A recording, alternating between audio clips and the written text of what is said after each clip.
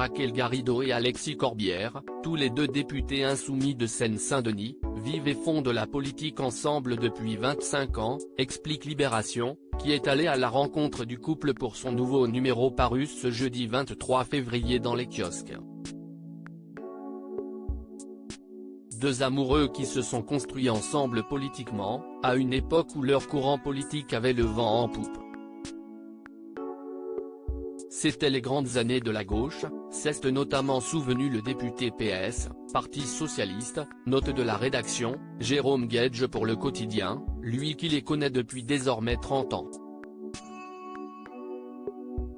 Il se souvient que Raquel était déjà très vivante, tandis qu'Alexis était plus posé et moins foutraque.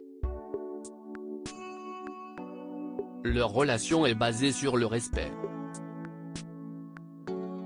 Et si nous vivons une époque où la femme peut davantage s'émanciper de l'homme qu'avant, Raquel Garrido explique que personne n'est au-dessus de l'autre dans son couple, ça a longtemps été l'homme qui cache la femme, maintenant si est-il parfois l'inverse, nous, ce n'est ni l'un ni l'autre.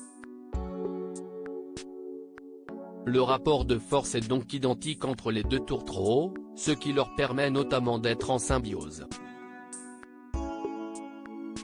Ça a pu être conflictuel en revanche, comme l'a évoqué Jérôme Guedj, chacun a son petit caractère, ce qui laisse place parfois à certains désaccords. Il est fédérateur, je suis plus solitaire politiquement, j'ai toujours été très incluse grâce à lui. J'ai une audace qu'il n'a pas, mais cela crée des problèmes. Parfois, dans un premier temps, je me dis que si est un lâche, donc cela m'énerve, puis je me dis qu'il avait raison, a estimé la députée, avant que son homme ne lui réponde. Raquel a une forme d'outrecuit dans ce que je n'aille pas. Ça a pu être conflictuel, à des moments où elle me poussait, où je taille dessus. Mais ils ont entre eux un pacte de solidarité, ce qui leur permet de rester soudés coûte que coûte, y compris quand ils ne sont pas épargnés par les critiques, parfois très vives.